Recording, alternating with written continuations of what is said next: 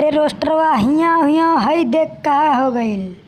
अरे आ गई। हाँ बताओ रे। हो रोस्टरवा हई देख खेसारी लाल के साथे अक्षरा मैडम जी के गाना आ गईल बा। ओ ई का हो गया रे बरबदवा।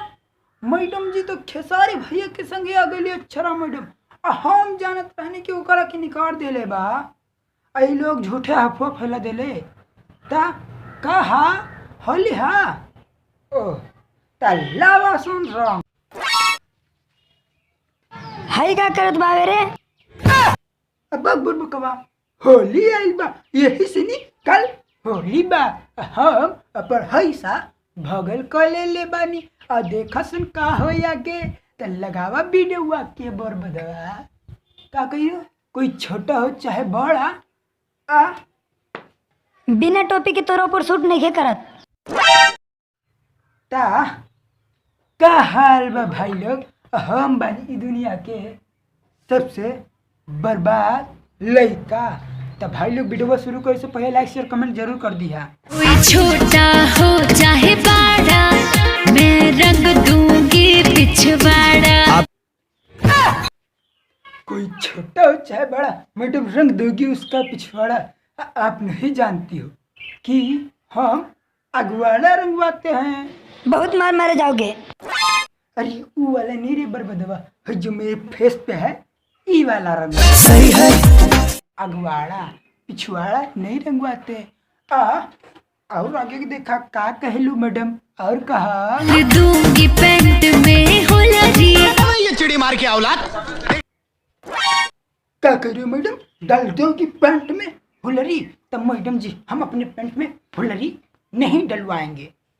तुमको नहीं कहे खेसारी भैया को गंदी बात ना डलवावे के। ये सब हमर अक्षरा मैडम जी के कहल बा। आगे बतावा मैडम जी का करे के बा।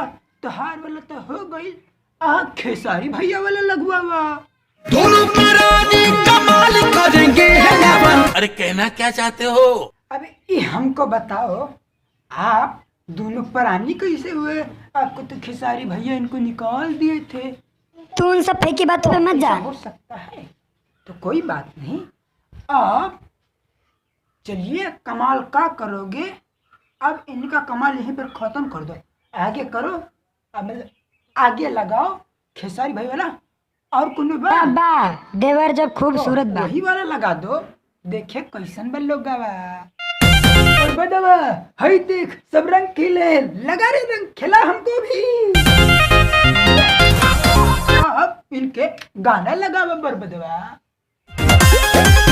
अरे खेसारी भैया हवे आवा आवा खेसारी भैया आ।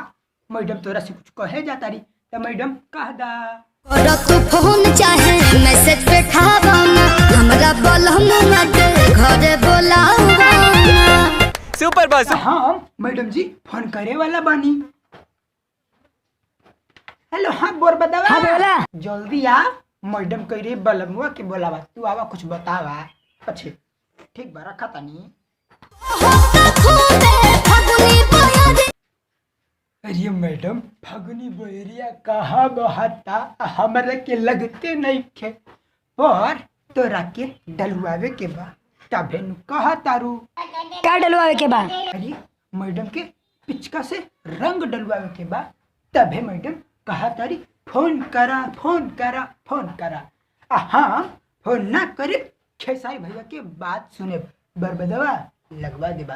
देवारी जब खूबसूरत बा भतारी के का जरूरत बा। ये देखो हमारे जाने माने स्टार खेसारी भैया का कह रहे हैं कि जब रोस्टरवा इतना सुंदर बा भतारी के का जरूरत।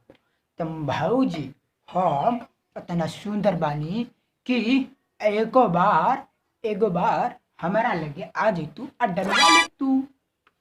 का डलवा ले तू। अबे बेकार बात नहीं रे। अरे रंग डलवाने की बात कर रहे हैं।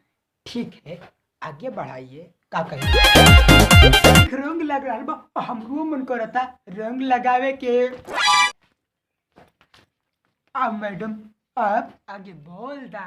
ज्यादा लहरबाजी मत करा। आगे खोल दा। का खोल दे रे? बोल दा मतलब गुलाल लगाती है हमार मन राजा पगलाती है। गाल पे गुलाबी लगाती है अब हमार मन पगलाती। मतलब तुम चाहे जो कही हो तो अच्छा कही हो, पर हम भी तो पागल ही हैं आपके प्यार में, मतलब आपके वीडियो में लगे हुए हैं, जो पागल हैं, जो रोस्ट कर रहे हैं। आगे जल्द से बोल दो भौजी। खूबसूरत बा भतारी के का जरूरत बा। मैडम जी कितनी बार तुमको हम खेसारी भैया यक्कई बतिया कह रहे हैं कि देवर जब खूबसूरत बा भतारी की का जरूरत बा। ता जब हम इतना सुंदर बानी तो दूसरे के का जरूरत बा। तोहरा के ना कहली खेसारी भैया? खेसारी भैया के का जरूरत बा। बस भाई लोग आज के लिए इतना ही। उम्मीद करते हैं होली के बाद नया सॉन्ग लाने के लिए।